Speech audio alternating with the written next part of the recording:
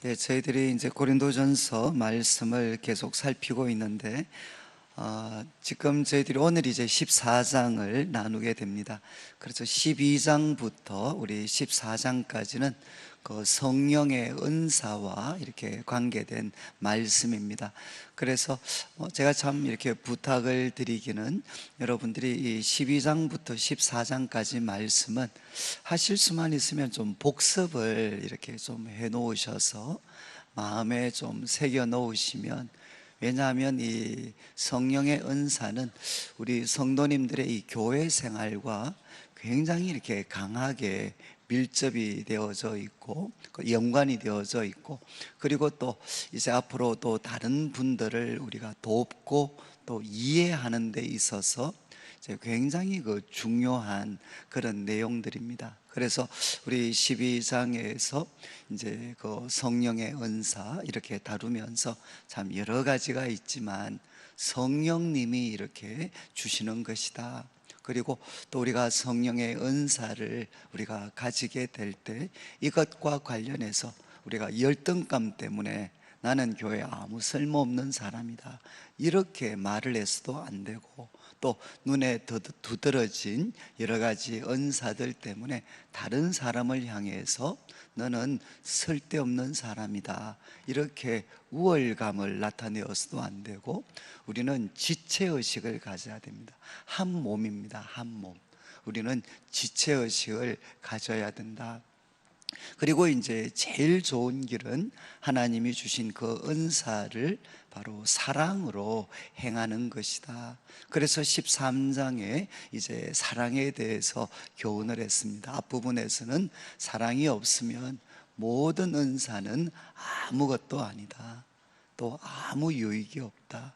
그리고 이제 사랑의 그 속성을 이제 긍정적으로 또 부정적인 뜻에서 이 사랑의 속성에 대해서 우리들에게 이야기했고, 그리고 이 사랑이 바로 영원한 것이다. 그러니까 우리가 주님 다시 오시는 날, 완전한 것이 드러나는 날에는 이제 방언도 예언도 지식도 피할 수밖에 없지만, 그러나 주님이 다시 오셔서 온전한 것, 그 완전한 것이 드러날 때도 여전히 이제 소위 그 떨어지지 않고 무효화되지 않고 여전히 유효한 것은 무엇이냐? 그것은 사랑이다, 사랑. 그래서 믿음, 소망, 사랑, 그 중에 제일은 언제나 사랑이 되어야 된다는 겁니다. 그래서 우리 교회는 참 믿음의 공동체고, 그리고 소망의 공동체지만 언제나 그 중심에는 바로 사랑이 있어야 된다 이렇게 교훈을 했습니다. 그리고 오늘 이제 저희들이 14장에는 이제 예언에 대해서 이제 12장 마무리하는 부분에서 더 큰 은사를 사모해라 이렇게 이야기를 했는데, 이 더 큰 은사를 사모한다는 게 무슨 말이냐? 결국 더 큰 은사는 나에게 얼마나 유익이 되느냐, 그것이 기준이 아니고 남에게 얼마나 유익이 되느냐, 그리고 교회에 얼마나 유익이 되느냐, 그것이 더 큰 은사의 이제 기준이 된다는 겁니다. 그래서 우리 강의한 우리 어제 것도 같이 한번 좀 보시면 좋겠는데, 우리 14장 그 1절부터 5절까지는 먼저 제가 간단하게 요약을 좀 해드리면, 1절부터 19절까지는 예언과 방언, 이 은사를 교회와 관련해서 이렇게 이해를 먼저 설명을 합니다. 그리고 20절부터 25절까지는 예언과 방언을 이제 불신자들에게 그러면 이것들이 어떤 의미가 있는가 하는 것을 설명을 합니다. 그래서 1절부터 5절까지 말씀은 어제 저희들이 살폈던 것처럼 방언보다 예언이 우선이 된다. 그래서 14장 1절 말씀에 사랑을 추구하고 신령한 것을 사모하는데, 오히려 방언보다는 오히려 예언을 하려고 해라, 이렇게 사도 바울이 권면을 했습니다. 그러면서 5절까지 말씀은 방언보다는 예언이 더 큰 은사가 된다는 겁니다. 더 큰 은사. 그래서 그 이유는 무엇인가 하면 이제 2절부터 5절에 나와 있는 것처럼 방언은 하나님께 말하는 것이고 영으로 비밀을 말하는 것입니다. 그러니까 이건 정말 신령한 은사고, 그리고 본인에게 많은 유익이 있습니다. 그렇지만 이제 한계가 무엇이냐? 알아듣는 자가 없다는 겁니다. 그러니까 자기의 영 말고는 알아듣는 사람이 없습니다. 이와 반해서 이제 예언은 사람들에게 알아들을 수 있는 말로 덕을 말하기 때문에 덕을 세우고 또 상대방을 권면하고 그리고 위로를 하게 됩니다. 그러니까 사람은 알아들을 수 있는 말을 통해서 표현되어지는 이 예언을 통해서 이제 덕을 세우고 권면하고 위로를 합니다. 그러니까 이제 예언은 교회의 덕을 세우게 되는 거죠. 그리고 6절부터 12절에서는 방언의 한계에 대해서, 특별히 이것이 본인은 하나님께 영어로 이야기를 하지만 그 사용되어지는 언어가 다른 사람들과 관련해서는 알아들을 수가 없기 때문에 그 알아들을 수 없는 말이 가지는 한계에 대해서 사도 바울이 강조를 합니다. 그래서 먼저 6절에서는 자기 경우를 들면서 내가 만약에 너희들 앞에 섰을 때 그때 계시, 지식, 예언, 가르치는 것, 이거는 다 알아들을 수 있는 말로 표현을 하는 것이죠. 이것을 가지고 말하지 않고 내가 방언을 가지고 너희들에게 말했더라면 너희들한테 무슨 유익이 있었겠느냐. 그러면서 이제 7절부터 11절까지는 남이 알아들을 수 없는 소리, 남이 알아들을 수 없는 소리가 무익하다는 것을 여러 가지의 사례를 듭니다. 그래서 먼저는 악기의 예를 듭니다. 필이나 거문고나 이것이 정확히 알아들을 수 없는 음으로 표현이 된다면 그 소리가 무슨 유익이 있느냐. 그리고 또 전쟁에서 사용되는 그 나팔이 정말 서로에게 이해될 수 없는 것으로 표현된다면 그 나팔 소리가 무슨 유익이 있느냐. 그것처럼 이제 사람의 말이 알아듣기 쉬운 말로 표현되지 않으면 마치 그것은 허공을 치는 것과 같은 그런 의미가 없다는 겁니다. 그리고 또 소리의 뜻을 서로가 알지 못하면 외국인과 말하는 것, 바로 그런 경우처럼 되어버리는 거죠. 그래서 1절부터 12절까지 말씀에 이제 결론이 뭔가 하면 13절입니다. 13절에 이렇게 되어 12절입니다. 죄송한데 12절에 이렇게 되어져 있죠. 그러므로 너희도 영적인 것을 사모하는 자인즉, 너희가 신령한 은사를 사모하는 사람이니까 교회의 덕을 세우기 위하여 그것이 풍성하기를 구하라는 겁니다.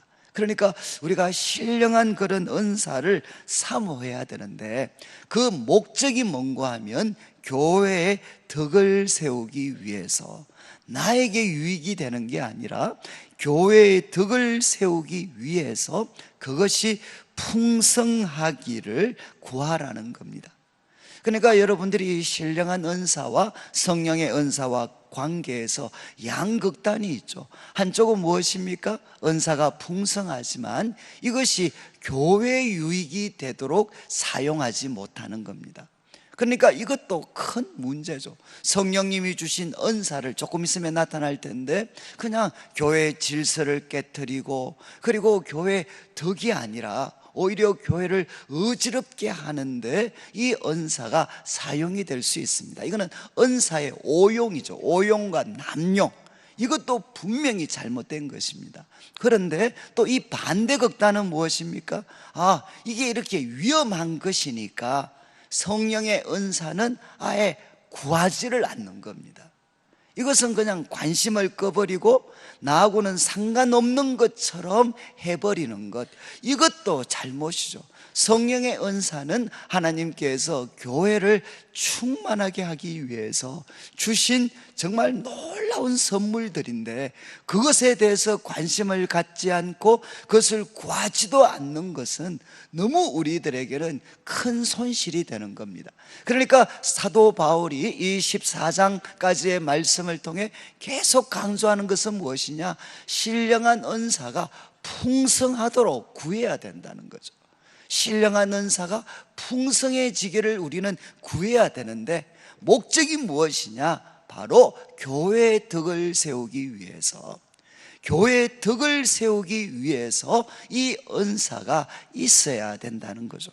그러면서 이제 이 원칙에 근거해서 13절부터 19절까지 말씀은 방언에 대해서, 그러면 방언을 어떻게 사용해야 되느냐, 사람들에게 덕을 세우기 위해서 라는 이 원칙 가운데에서 이제 설명을 합니다. 13절, 그러므로 방언을 말하는 자는 무엇을 구하라는 겁니까? 통역하기를 구해라. 여러분들 중에 아마 방언의 은사를 가지신 분들이 아마 많이 계실 것 같아요. 그러면 이 말씀에 근거해서 여러분들이 하나님 앞에 구하시면 됩니다. 하나님, 저에게 통역할 수 있는 은사를 주십시오. 이것이 정당한 이유는 뭔가 하면 내가 더 우월해지기 위해서가 아니라, 그리고 내 자신의 덕만을 위해서가 아니라, 이 은사가 더 많은 사람들을 섬기는데 사용될 수 있도록 하기 위해서 방언을 하는 사람들은 통역하기를 먼저 구해야 된다는 것입니다. 그러면서 14절의 이유를 설명을 합니다. 왜냐하면, 이제 우리나라 말에는 빠져 있지만, 왜냐하면 내가 만일 방언으로 기도하면 이것은 나의 영이 기도하는 것입니다. 영은 하나님과 만나는 부분이죠. 나의 그 영은 방언으로 기도하면 나의 영이 기도를 합니다. 그런데 한계가 무엇이냐? 여러분, 방언으로 아무리 뜨겁게 기도해도 이 통역하는 은사가 주어지지 않으면 나의 마음, 이 마음은 고대 시대 무엇과 연관이 되어져 있느냐? 지적 이해와 판단입니다. 지성적 이해와 판단은 어느 부분에서 일어난다고 이해를 했는가 하면 마음의 영역입니다. 영은 하나님과 만나는 영역이고, 그리고 마음은 지적인 이해와 판단이 일어나는 영역입니다. 그리고 양심은 무엇이냐? 도덕적 결단이 일어나는 장소입니다. 여러분들이 조금 이렇게 이해를 하시면 조금 이렇게 도움이 되실 것 같아요. 그래서 사도 바울이 방언의 예를 들면서, 이렇게 방언으로 기도하면, 통역하는 은사가 없이 기도하면 바로 나의 영이 하나님께 기도하고 하나님과 비밀을 나누는 시간이니까 이 자체가 나한테 덕이 되지만, 문제는 무엇입니까? 나의 마음이 그것을 알 수가 없다는 겁니다. 그래서 14절 마지막에 되어 있죠. 나의 마음은 열매를 맺지 못합니다.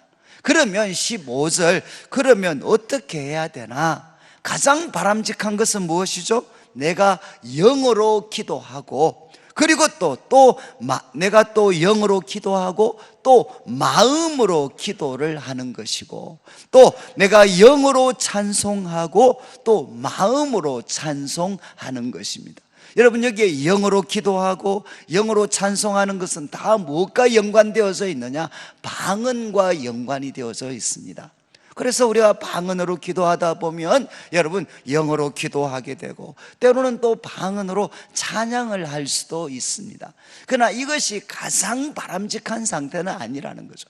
가장 바람직한 상태는 하나님께서 우리에게 통역하는 은사까지도 주셔서 이 영어로만 기도하는 내용이 바로 마음의 기도가 될 수 있고, 영으로 찬양하는 것이 마음의 찬양이 될 수 있도록 하는 것이 가장 바람직한 상태라는 것입니다.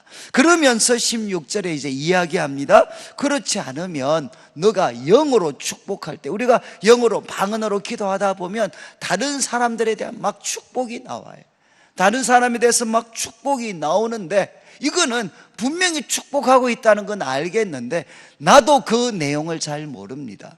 그러면 그 축복하는 대상, 또 그 내용을 상대방은 알 수 없다. 이거는 당연하죠. 축복을 해도, 방언으로 축복을 해도, 방언으로 감사를 해도 거기에 바로 깨닫는 그 통역의 어떤 부분이 주어지지 않으면 그 유익은 극히 제한적이라는 것입니다. 그래서 16절, 17절에 축복하는 것, 감사하는 것 예를 다 듭니다. 이러면서 18절에 사도 바울이 이렇게 이야기를 합니다. 내가 지금 방언에 대해서 이렇게 이야기하면 혹시라도 당신들 가운데, 아니 사도 바울은 방언의 은사가 없으니까 그런 이야기 하는 거 아닙니까? 라는 문제 제기를 할 수도 있습니다. 그것에 대해서 18절에 대답을 하죠. 내가 너희 모든 사람보다 방언을 더 말함으로. 그러나 이 말은 뭡니까? 사도 바울도 방언의 은사를 가지고 있다는 거죠. 그리고 남들보다, 모든 사람보다도 방언을 더 말합니다. 그리고 또 고린도후서 나중에 12장에 바울이 자기 경험을 이야기할 때 정말 하늘에 올라가고 거기에 천상에 이해할 수 없는 언어들을 접하고 또 그것을 가지고 하나님과 교통했던 이야기가 나와요. 그러니까 사도 바울 역시도 방언에 대한 그 은사의 풍성함을 경험하고 있는 사람입니다. 그렇지만 19절, 그러나 바로 다른 사람의 유익, 그리고 교회의 유익이라는 그 강조점에 비춰 봤을 때는 19절, 그러나 교회에서 너가 남을 가르치기 위하여, 정말 다른 사람들에게 영적인 유익을 주기 위해서, 가르치기 위하여 마음으로 5마디 말을 하는 것, 이거는 깨달은 거죠. 바로 자기가 그것이 방언을 통해서든 하나님이 주시는 통역을 통해서든 아니면 이제는 예언의 은사를 통해서든 하나님이 우리에게 주신 그 마음으로 말할 수 있는 5마디, 마음으로 남들에게 유익을 주는 그 5마디가 지금 1만 마디의 방언으로 말하는 것보다 바로 더 낫다는 것입니다. 여러분, 이 낫다는 기준은 말씀드렸죠. 하나님이 보실 때 내가 얼마나 정말 유익을 받느냐, 그것도 귀중하지만 하나님이 더 귀하게 생각하시는 것은 무엇이냐? 다른 사람의 유익이라는 것입니다. 다른 사람에게 유익. 그러니까 은사는 언제나 어디에 집중되어져 있어야 되느냐? 다른 사람을 유익하게 하는 것입니다. 그리고 교회를 유익하게 하는 것, 이것이 은사의 목적이기 때문에 여러분들이 방언을 통해서 개인적인 유익을 얻더라도 거기에 무엇이 더해져야 되느냐? 하나님께 구해서 마음으로 깨달아서 기도도 하고 감사도 하고 축복도 하고 그 가운데 남에게 유익이 되는 깨달음을 전달할 수도 있는 사람이 되는 것이 바로 더 바람직한 것이다. 이렇게 사도 바울은 설명을 합니다. 그리고 이 부분을 20절부터 25절까지 이제는 불신자들과의 관계에서도 설명을 합니다. 20절에 형제들아, 지혜에는 아이가 되지 말고 악에는 어린 아이가 되라. 지혜에는 장성한 사람이 되라. 여러분, 지혜의 어린아이가 되지 않고 장성한 사람이 되려면 무슨 도움을 받아야 됩니까? 바로 깨달은 말씀의 도움을 받아야 되는 거죠. 그것이 방언을 통역하는 걸 통해 전달이 되든 아니면 예언은 뭔가 하면 말씀을 적용시키는 것입니다. 말씀을 현재화시키는 거죠. 현재화시키는 것. 그러니까 이런 예언의 은사의 도움을 받거나 아니면 통역하는 분들의 도움을 받거나, 그래서 그는 어떻게 되느냐? 지혜에서는 장성한 사람이 될 수가 있는 겁니다. 그래서 우리는 장성한 장성한 사람이 되어야 되는데, 그 장성한 사람은 바로 말로서 표현되어지는, 깨달은 마음을 통해서 말로서 표현되는 그 가르침을 통해 우리는 지혜에서 점점 장성한 사람이 될 수가 있습니다. 그래서 이제 21절에 율법에 나오는 지금 이사야서의 말씀을 사도 바울이 이사야 28장 11절을 인용하면서 이렇게 이야기합니다. 내가 다른 방언을 말하는 자와 다른 입술로 이 백성에게 말할지라도 그들이 여전히 듣지 아니하리라. 여기에 이제 다른 방언, 다른 입술은 무엇과 비견할 수 있겠습니까? 바로 방언이죠. 방언. 내가 말을 하지만 그들이 듣지 아니할 거다. 이 이사야서 말씀을 인용하면서 22절에 이제 해석을 합니다. 그러므로 방언은 믿는 자들을 위하지 아니하고 믿지 아니하는 자들을 위하는 표적이다. 하나님께서 이렇게 이 어떤 방언이라는 은사를 주셨을 때 이것은 누구에 대한 표적이냐? 이 말씀에 근거해서 믿지 아니하는 자들을 위한 표적인데, 어떤 역할을 하느냐? 부정적인 역할을 합니다. 그들의 마음을 더 굳어지게 한다는 것입니다. 방언은 믿지 않는 자들을 위한 표적인데, 좀 있으면 설명을 합니다. 이 어떤 방언의 은사가 믿지 않는 자들에게 드러나면 그들의 마음을 하나님께 돌아오게 하기보다는 더 굳어지게 할 수가 있다는 겁니다. 그렇지만 이제 22절 후반부, 예언은 무엇이냐? 믿지 아니하는 자들을 위하지 않고 믿는 자들을 위하는 표적입니다. 그러니까 예언은 먼저 믿는 사람들을 위해서 하나님이 주시는 표적이라는 거죠.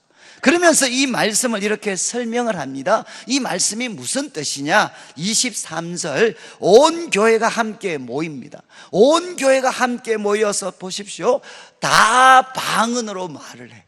아니지, 우리 성도님들 오늘 특별식 기도 오셨는데 나중에 말을 하고 기도를 다 이렇게 방언으로 말하면, 방언으로 말하면 알지 못하는 자들, 믿지 아니하는 자들이 와서 뭐라고 하겠습니까? 야, 저 사람들 미쳤다, 그렇게 이야기하지 않겠습니까? 그래서 모든 사람들이 다 방언을 말하고 예배에 이렇게 방언을 말하면 안 믿는 사람들이 왔을 때는 이게 완전히 뭐 광신도 집단 같네, 여기는 완전히 미친 사람들이네, 그렇게 이야기할 수 있다는 겁니다. 그렇지만 이제 24절, 그러나 다 예언을 하면 성령의 능력을 통해서 말씀을 깨닫고, 그리고 성령의 능력을 통해서 개인과 공동체에 대해서 하나님이 주시는 말씀을 서로가 전달하게 되면 어떤 일이 생기겠습니까? 그러면 믿지 아니하는 자들이나 알지 못하는 자들이 와서 모든 사람에게 책망을 받습니다. 책망. 그리고 또 모든 사람에게 판단을 받습니다. 그리고 이제 그 마음에 숨은 일들이 드러나게 되니까 엎드려서, 여러분 이게 또 오해하시면 안 돼. 또 이때 예언이 마치, 야, 새로운 사람이 왔는데 툭툭 치면서 당신 어젯밤에 이런 짓을 했군요, 이거를 나타내는 게 아닙니다. 이것은 무엇이죠? 우리가 성령이 주시는 말씀을 가지고 사람들에게 나누다 보면 그 말씀에 성령님이 함께 하시니까 어떻게 되겠습니까? 듣는 사람이 자기의 말씀으로 들리는 겁니다. 그렇지 않나요? 우리는 지금 제가 여러분들한테 책망을 해서 여러분들이 책망을 받습니까? 그게 아니죠. 하나님의 말씀이 하나님의 말씀대로 드러나고 이 말씀을 성령님이 여러분에게 적용을 시키면, 저는 책망을 한 게 아니지만 여러분의 이 말씀의 그 바른 뜻을 깨닫는 순간 그것이 여러분들에게 책망이 됩니다. 이게 내가 이렇게 산 거는 잘못한 거구나, 이렇게 생각한 것은 잘못된 것이었구나. 그리고 또 판단을 받죠. 우리가 하나님의 말씀, 하나님의 기준이 마치 좌우에 날이 선 금과 같이 여러분들에게 드러나게 되면 이 말씀이 여러분들에게는 책망이 되고 판단이 되고, 또 무엇입니까? 그 가운데 누구한테도 표현할 수 없었던 그 마음의 숨은 일들이, 여러분 말씀에는 날선 금과 같은 능력이 있으니까 그 숨은 일들이 다 드러나게 되는 것입니다. 여러분, 예언으로 대표되는 이 말씀이 우리들에게 살아 움직이게 되면 어떻게 되느냐? 우리들 속에 감추었던 것들이 다 드러나게 되고, 그리고 그 잘못이나 잘못된 생각, 그리고 그것이 주었던 상처로부터 우리가 고침을 받고 치유를 받는 역사들이 바로 이 예언의 말씀, 하나님의 말씀이 우리 성도들을 통해 서로에게 나누어질 때 바로 일어나게 된다는 겁니다. 이것은 그래서 너 어제 무엇했지, 과거에 너 뭐했구나, 너는 이런 것이구나, 이걸 통해서 책망을 받는 게 아닙니다. 하나님의 말씀을 순전하게 깨닫고 이 말씀을 바로 나와 교회에게 주시는 말씀으로 받아들이고 이해하는 사람들이 나타나게 되면 어떻게 되느냐? 그 권면을 듣는 사람들은 책망을 받고 판단을 받고 하나님 앞에 엎드리고 마음에 숨은 것들이 드러나서, 야, 정말 여기는 하나님이 함께 하시는 곳이구나, 이것을 다 고백하게 된다는 거죠.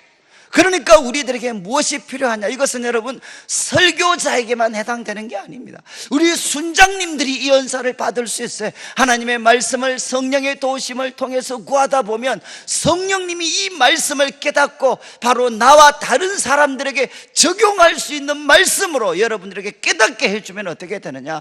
우리 순장님들을 통해 이 예언의 은사가 드러날 수 있습니다. 그리고 우리 성도님들 가운데도 하나님께서 이런 은사를 더해 주실 수가 있어요. 이 말씀을 통해서 하나님께서 바로 나에게 주시는 것이 이거구나, 그리고 우리 교회를 향한 하나님의 마음이 바로 이런 마음이겠구나 하는 것들을 깨달아서 같이 나누게 되면, 그래서 제가 가장 소망하는 게 뭔가 하면, 정말 예배 가운데에서 하나님의 말씀이 예언적인 은사를 통해 선포될 뿐만 아니라 우리 성도님들이 소그룹으로 모인 곳에서도 하나님께서 우리 순장님들에게 또 우리 성도들에게 예언의 은사를 허락하여 주셔서 서로가 살아있는 말씀을 나누고, 그 가운데 어떻게 되느냐? 참여했던 모든 분들이, 야, 정말 하나님이 살아계시는구나, 우리와 함께 하시는구나, 이것을 깨닫게 되면 어떻게 되겠습니까? 얼마나 교회가 이 세상의 어둠을 이길 수 있는 강한 하나님의 공동체로 세워질 수 있겠습니까? 지금 사도 바울이 이야기를 합니다. 이제 이 어떤 방언과 예언에 대해서 믿지 않는 자들과 관계에 대해서 설명을 했습니다. 이제 마지막 26절부터 제가 간략하게만 말씀을 드려야 되겠는데, 26절 이제 오늘 강의안을 한번 보시면 이제 마지막 부분이죠. 예배 중에 은사를 어떻게 사용해야 되나 질서 있게, 여러분 꼭 기억하셔야 됩니다. 이 은사를, 예배 중에 이 은사들은 질서 있게, 그리고 두 번째 원칙은 덕을 세우기 위하여 사용을 해야 된다.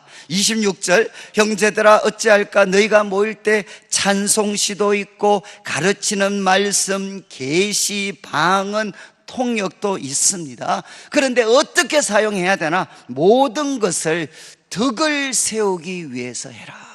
나를 과시하기 위해서 사용하지 말고, 여러분 꼭 기억하셔야 돼요. 지금 은사가 이렇게 혼란스러워진 게 무엇이냐? 전부 다 덕을 세우기 위해서 한 게 아니라 자기를 과시하려고 하다가 지금 이 은사가 이렇게 정말 이게 어지럽혀져 버렸죠. 여러분, 덕을 세우기 위해서 해라. 그래서 27절, 누가 방언으로 말하면 두 사람이나 많아야 세 사람 정도 표현하는데 뭐라고 했습니까?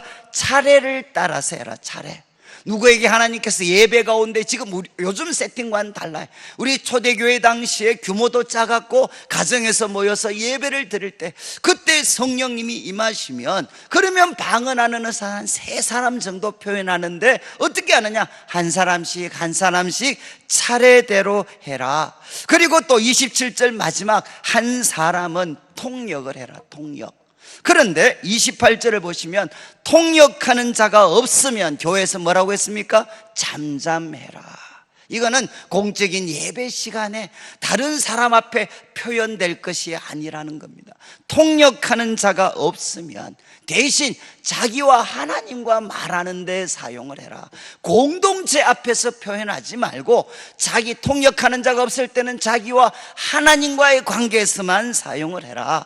그리고 29절 같은 원칙입니다. 예언하는 자는 똑같이 둘이나 셋이 말하고, 그 다음 말이 중요해. 다른 이들은 분별할 것이요. 이 다른 이들도 두 가지 해석이 있습니다. 다른 이들은 하나는 영을 분별하는 은사를 가진 사람을 뜻한다라고 하기도 하고, 또 한쪽은 무엇이냐, 그 예언의 말씀을 듣고 있는 다른 성도들입니다. 이 두 가지 해석 다 기억하실 필요가 있어요. 여러분, 영적인 어떤 분별의 은사를 가진 사람들 문맥 속에서는 저는 이게 맞다고 생각을 해요. 그렇지만 전체 또 흐름을 통해서 볼 때는 듣고 있는 모든 사람들은, 여러분, 저 사람을 통해 하나님이 주신 말씀도 듣지만 무엇도 해야 되느냐, 분별도 해야 된다는 것입니다. 여러분, 이제 저도 이 예언의 은사와 관련해서 혼란을 많이 겪었기 때문에, 여러분, 신약시대 모든 예언은, 하나님 말씀을 제외한 모든 예언은 반드시 무엇을 거쳐야 되느냐, 분별을 거쳐야 됩니다. 분별. 그러면서 이제 30절을 보십시오. 이제 두세 사람이 한 사람씩 차례대로 하는데, 만일 30절, 만일 곁에 앉아있는 다른 이에게 계시가 있으면, 곁에 있는 다른 사람에게 예언의 은사가 주어지면 뭐라고 했습니까? 먼저 하던 자는 잠잠해라. 이거 뭐라는 거죠? 옆에 있는 사람한테 양보하라는 겁니다. 이게 안 돼. 이게 예언을 하고 있는데 다른 사람한테 하나님께서 계시의 말씀을 주셨어요. 그러면 많은 경우 뭐라고 표현하나? 내가 지금 하고 있잖아, 내가 5분만 더 할게. 얘가 그 사람을 그냥 죽여버려요. 여러분, 이게 뭡니까? 하나님의 은사, 예언의 은사는 자기한테만 주어지는 게 아니라는 겁니다. 자기만 자기로 통해서만 표현되어져야 되는 게 아니고, 다른 사람에게 임하면 잠잠하라는 거죠. 그 사람에게 질서 있게 겸손하게 바로 잘 세워드려라, 양보해라. 그런 다음 31절, 너희는 다 모든 사람으로 배우게 해라. 그래서 한 사람씩 차례대로 할 때, 그때 어떤 일이 생기죠? 모든 사람이 배우게 됩니다. 모든 사람으로 권면을 받게 하기 위해서 하나씩 해라. 그리고 32절에 강조하죠. 예언하는 자들의 영은 예언하는 자들에게 제재를 받나니. 이것도 두 가지 해석이 있어요. 이거는 같은 사람, 예언하는 자가 예언하는 자기 영을 통제할 수 있다. 이해하시겠습니까? 사랑으로, 그리고 교회의 덕을 세우기 위해서 예언하는 자는 예언하는 자기의 영을 잘 컨트롤을 해라, 이렇게 해석할 수도 있고, 이거는 또 다른 사람, 지금 예언하는 자가 있으면 그 옆에 또 다른 예언자들, 그리고 분별하는 영을 가진 사람들을 통해서 제재를 받을 수도 있다. 저는 두 가지 다 해석이 가능한 것 같습니다. 분명한 것은 무엇이죠? 예언의 은사를 표현하는 자신도 자기 영을 통제할 수 있습니다. 그러니까 그것을 덕을 세우기 위해서, 사랑을 위해서 이 은사가 항상 사용될 수 있도록 자기 영을 통제해야 돼. 그리고 또 동시에 다른 분별의 은사를 가진 사람이나 또 예언의 어떤 은사를 받은 사람이 서로가 공동체의 덕을 세우기 위해서, 사랑으로 사용되기 위해서 서로를 잘 지켜주고 통제해야 된다는 겁니다. 그래서 34절, 하나님은 무질서의 하나님이 아니시오 오직 화평의 하나님이시다. 제재하는 근거가 무엇이라는 거죠? 제재하는 근거는 우월감이나 비교의식이 아니고, 제재하는 근거는 무엇이냐? 화평과 질서라는 것입니다. 바로 그 교회가 질서 있게 사용되어서 모든 사람들이 권면을 받도록, 그래서 그 결과물이 바로 사랑이 되고 교회의 평화가 될 수 있도록 하는 것이 예언의 은사를 바르게 제재하고 교회 속에서 사용하는 방법이라는 것입니다. 그리고 이제 33절 후반부는 지금 제가 이거는 내일 설명을 드려야 될 것 같습니다. 이거는 여자분 문제인데 이 내용은 간단해요. 지금 여기에 이런 말씀이죠. 모든 성도가 여자에게, 교회에게 함과 같이 여자는 교회에서 잠잠하라. 갑자기 좋으시던 여자분들이 잠이 확 깨실 수도 있는데, 이 부분은 내일 제가 설명을 드리겠습니다. 그리고 이거는 조금 한 10분은 포함이 될 것 같아서 오늘 저희들이 이제 마무리하고 싶은 것은 39절 40절을 보십시오. 39절 40절에 그런즉 내 형제들아 뭐하라고 했습니까? 예언하기를 사모해라. 하나님의 말씀을 깊이 나와 다른 사람과 그리고 공동교회에 적용할 수 있는 이 연하기를 참 사모해라. 그리고 또 뭡니까?